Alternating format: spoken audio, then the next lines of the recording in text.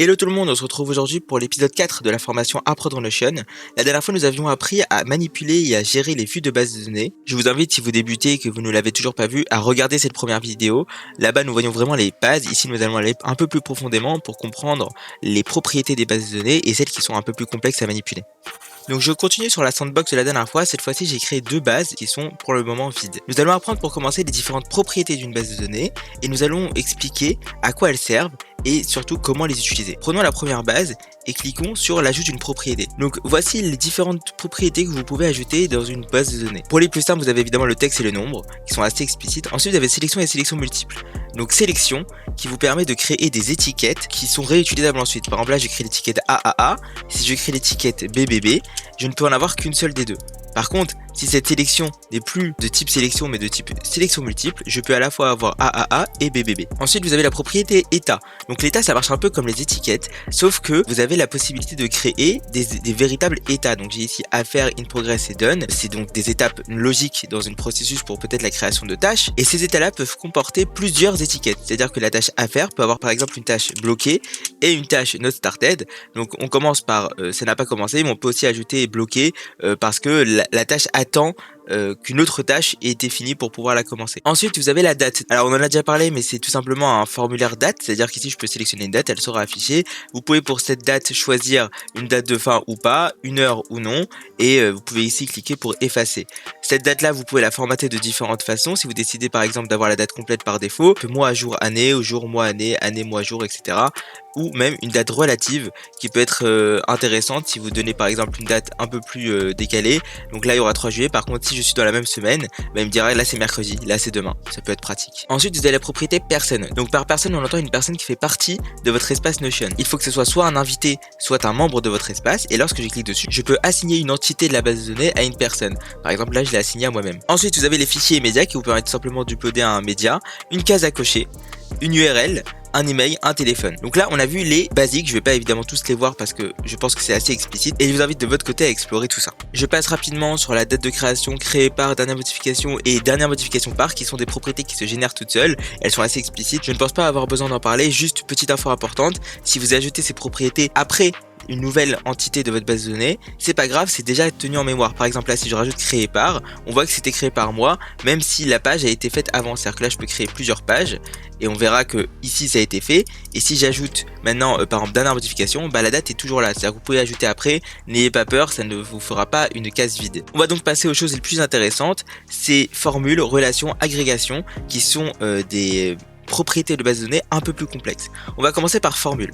Donc formule, si je clique dessus, je peux commencer à, entre guillemets, coder. Donc comment ça fonctionne? Je tiens à préciser que je ne ferai absolument pas un tutoriel complet des formules, mais c'est juste pour que vous puissiez comprendre le fonctionnement. Ici, si je scrolle, on peut voir qu'il y a énormément de choses que je peux faire avec ma formule. Par exemple, tout bêtement, si je clique sur nom, la propriété nom sera affichée de la même façon qu'elle est ici. Mais je peux faire par exemple un nom plus une étiquette. Et donc là, pour l'instant il y a juste A, mais si je rajoute une étiquette AAA, on peut voir que j'ai le A d'ici plus le AAA. Donc ici les 4 A sont collés. Si je veux un espace, je peux rajouter ici plus pour pouvoir ce qu'on appelle concaténer les propriétés.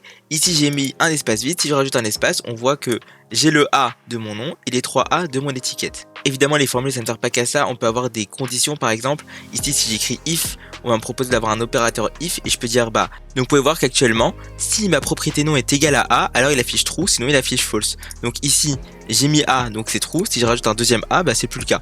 Alors évidemment il faut faire, on peut aller beaucoup plus loin. Donc il faut comprendre que c'est un sujet complexe et qu'on ne peut pas faire ça aussi facilement. Je vous ai montré très rapidement comment ça fonctionne. C'est à vous d'explorer, de vous en renseigner. J'en ferai sûrement une vidéo pour expliquer comment ça fonctionne. Donc n'hésitez pas à vous abonner, on le verra très rapidement. Enfin on arrive aux relations. Qu'est-ce qu'une relation? Vous pouvez voir que j'ai actuellement deux bases, une première base et une seconde base. Nous allons aller dans la seconde base et créer une entité. Nous allons par exemple l'appeler. Donc pour l'exemple, je vais par exemple créer une personne qui s'appelle Phoenixel et qui est au pôle développement. Pour l'exemple, je vais créer une deuxième personne qui sera au pôle marketing.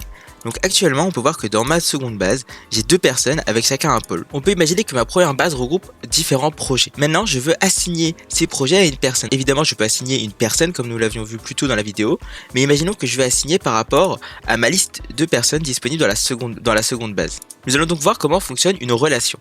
Donc pour commencer je vais créer ce qu'on appelle ici une relation. Je clique dessus et on me demande premièrement avec quelle base je veux lier ma base numéro 1 et je vais dire évidemment avec ma seconde base. Ici, on me pose plusieurs questions. La première, c'est est-ce que je veux une limite ou pas? Donc concrètement, qu'est-ce que ça veut dire? Ici, j'ai un projet 1 et je veux le lier avec une personne. Comme on l'a dit tout à l'heure, il y avait par exemple tout à l'heure Phoenixel qui était au pôle développement. Est-ce que je veux que chaque projet soit lié à une seule personne ou est-ce que je veux une infinité de liaisons entre mes projets et mes personnes? Pour l'exemple, nous allons le laisser sur aucune limite, mais sachez que je vous montrerai qu'est-ce qui se passe si on met une seule limite. Ensuite, je veux savoir est-ce que je veux afficher dans la seconde base ma base numéro 1. Donc si je coche ici la case, on pourra voir que depuis première base, j'aurai accès à la seconde base et que depuis seconde base, j'aurai accès à la première base. On voit ça grâce aux flèches. Ici, je peux choisir le nom de la relation. Donc ici, ce sera une personne, alors que là-bas, dans la seconde base, ça s'appellera un projet. Donc on peut voir grâce au schéma que une personne est liée à seconde base et que seconde base est liée par un projet. Si ici je clique sur ajouter une relation, on peut voir que ici j'ai une liaison personne et que ici j'ai une liaison projet. Si je retourne dans première base et que je veux lier mon projet 1 à Phoenixel parce qu'il est au pôle développement, je clique ici et je pourrai voir la liste de mes entités disponibles dans ma seconde base. On peut le voir ici. Donc si je clique ici sur plus, on peut voir que Phoenixel est lié à projet 1. Si je retourne dans seconde base, on peut voir que Phoenixel est lié au projet 1. Dans le cas où je veux ajouter également quelqu'un en marketing sur ce projet, je peux cliquer sur personne 2 qui elle était au marketing. Et là j'aurai les deux personnes. Si tout à l'heure dans les paramètres vous aviez cliqué sur limite en mettant une seule page, vous pouvez voir que je ne peux choisir qu'une seule personne à la fois. Si je clique sur personne 2, ça efface Phoenixel. Donc ici, j'ai mes projets qui sont liés avec les bonnes personnes. Je peux évidemment changer la petite icône pour ajouter par exemple une personne. Ça peut être toujours un peu plus joli. Et on peut voir que maintenant chaque projet est lié à une personne dans mon équipe. Si ici dans la seconde base j'ajoute une information, par exemple une petite émoticône, on peut voir que depuis la première base on voit cette petite émoticône. L'avantage également c'est que je peux cliquer sur Phoenixel ici pour accéder directement à sa fiche.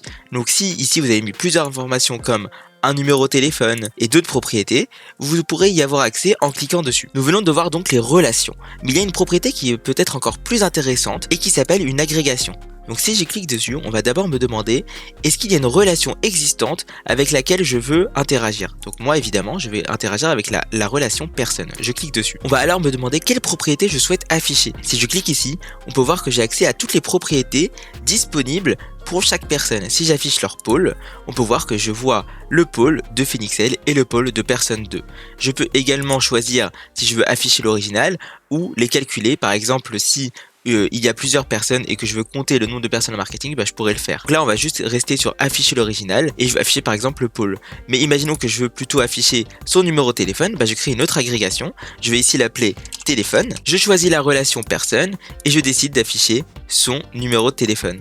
Donc là actuellement il n'y en a pas. Donc si chez Phoenixel je décide d'ajouter un numéro de téléphone, il sera affiché directement ici. Et comme tout à l'heure, je peux évidemment cliquer dessus pour changer l'icône, mettre un petit téléphone, et ici on aura la propriété numéro de téléphone. Ici je peux l'appeler Paul, et comme ça pour chaque personne j'ai son pôle et leur numéro de téléphone.